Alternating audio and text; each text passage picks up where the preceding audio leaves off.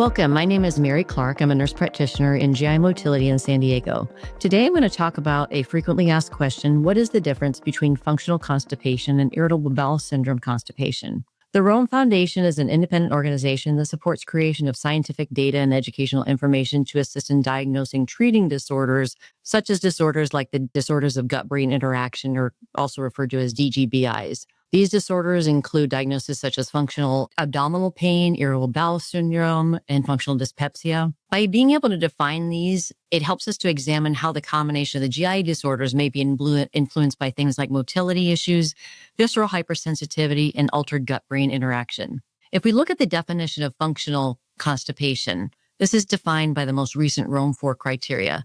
That definition includes having fewer than 3 bowel movements a week. At least 25% of these are hard stools. That'd be a Bristol type 1 or 2 on the stool scale. These are those lumpy, hard stools that patients complain of, and they have a hard time evacuating. They may strain to defecate, and they may even complain of incomplete defecation.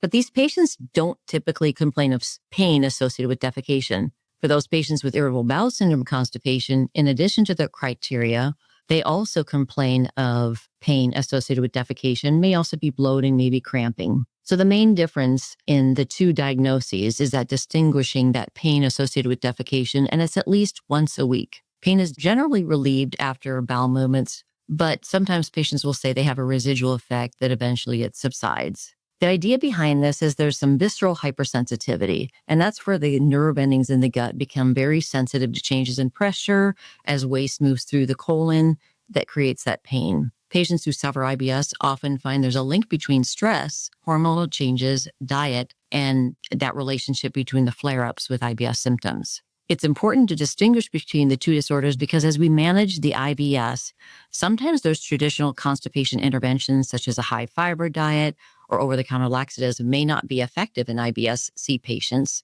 and especially since these interventions may make pain or bloating worse. So the patients may respond better to complementary alternative medicine, also known as CAM. These are things like exercise, maybe in combination with behavioral therapy, like cognitive behavioral therapy or hypnotherapy. That may be reasonable as monotherapy or in addition to prescription medications, but those that are specifically targeted for IBS symptoms. By evaluating the association between the two symptoms with constipation, this allows us to better help our patients determine what's the appropriate intervention for a more positive outcome. Thank you for listening. For more info, download the GHAPP ACE2 app or visit the website. Thank you.